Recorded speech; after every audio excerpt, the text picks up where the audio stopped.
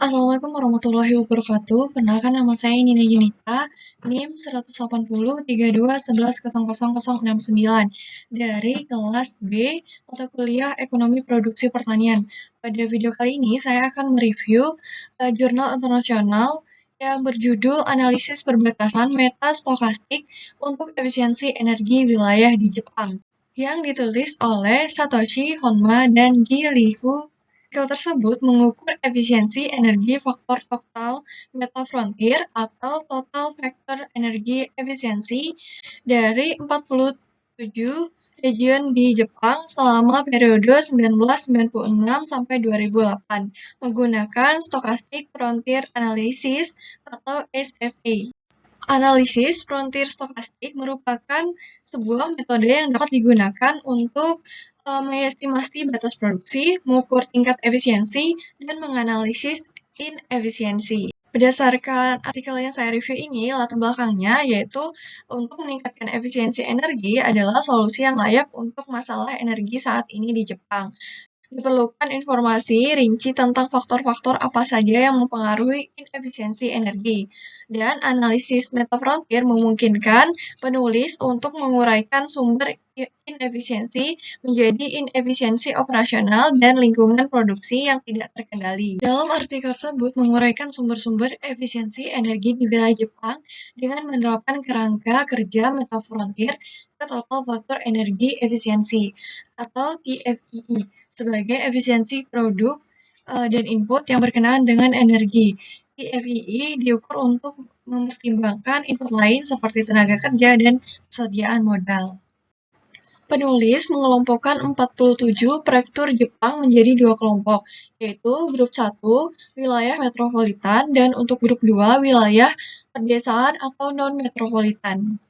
Penulis berasumsi bahwa fungsi jarak perbatasan stokastik termasuk dalam blok fungsi sebagai berikut, yang tercantum pada gambar di atas, di mana DE tutup kurung titik adalah fungsi jarak, LIT adalah pekerjaan tenaga kerja, KIT adalah jumlah stok modal, EIT adalah masukan energi, EIT adalah output ekonomi real, I menunjukkan wilayah, T menunjukkan waktu, dan fit adalah gangguan statistik yang diasumsikan normal terdistribusi. Karena fungsi jarak homogen sampai 1 derajat dalam masukan energi, persamaan tersebut dapat disusun kembali sebagai berikut. Ln DE dalam kurung KIT, LIT, EIT, YIT sama dengan ln EIT ditambah ln DE dalam kurung KIT, LIT, 1, YIT. Kemudian mensubstitusikan persamaan yang satu dan yang kedua, lalu mendapatkan persamaan sebagai berikut. Beta LE, ln LIT ditambah beta KE, ln KIT ditambah beta YE, ln YIT sama dengan 1 dikurang beta E. Dalam jurnal ini, penulis menggunakan variabel pangsa industri manufaktur padat energi, pangsa industri manufaktur non-energi intensif, pangsa industri perdagangan grosir dan eceran, pangsa industri jasa pelayanan, pangsa jasa pemerintah, kepadatan penduduk, pendapatan per kapita, dan waktu sebagai variabel lingkungan. Struktur industri merupakan faktor yang paling langsung mempengaruhi efisiensi energi daerah, karena secara langsung akan mempengaruhi nilai tambah dan penggunaan energi di suatu daerah. Selain itu, kondisi sosial dan ekonomi juga akan secara langsung mempengaruhi efisiensi energi daerah. Dan layanan pemerintah dapat membantu meningkatkan efisiensi energi daerah dengan meningkatkan infrastruktur. Selain itu, penulis berhipotesis bahwa peningkatan pangsa industri manufaktur padat energi dapat menyebabkan inefisiensi karena konsumsi energi yang tidak terhindarkan dan peningkatan kepadatan penduduk dan pendapatan per kapita dapat mengurangi inefisiensi karena peraturan lingkungan yang lebih ketat. Pada grafik tersebut mengilustrasikan efisiensi teknis yang berorientasi pada input.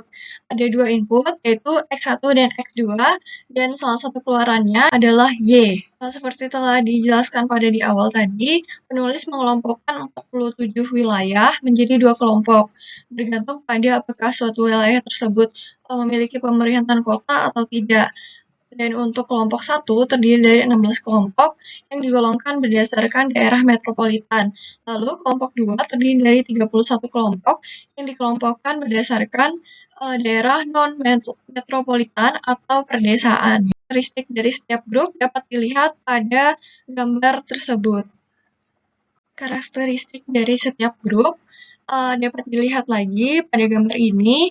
Untuk pertama, koefisien pangsa industri manufaktur padat energi untuk kedua kelompok adalah positif dan signifikan secara statistik pada tingkat 1%. Dan untuk pangsa non-energi insentif memiliki koefisien negatif tetapi signifikan hanya untuk kelompok 1. Dan untuk koefisien pangsa industri perdagangan grosir dan eceran adalah positif dan signifikan secara statistik hanya pada kelompok 2. Selanjutnya, kita akan melihat tabel 2 yang tertera di gambar tersebut. Pemerintahan dalam perekonomian daerah memiliki efek positif pada efisiensi energi. Koefisien kepadatan penduduk secara statistik signifikan hanya dalam kelompok 1. Dan untuk koefisien kepadatan pendapatan per kapita negatif dan signifikan secara statistik hanya untuk kelompok 2.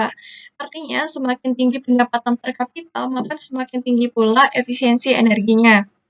Koefisien untuk waktu dalam kelompok 2 adalah positif dan signifikan secara statistik, menyiratkan bahwa inefisiensi energi cenderung meningkat dalam kelompok selama tahun-tahun sampel.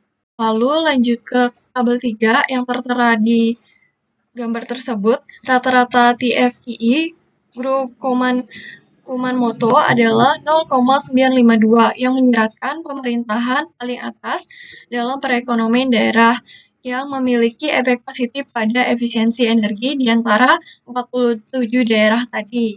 Untuk wilayah 1 atau kelompok 1 berupa wilayah metropolitan, terdapat 3 wilayah teratas yang sehubung dengan grup TFII, yaitu Kumamoto, Kyoto, dan Saitama.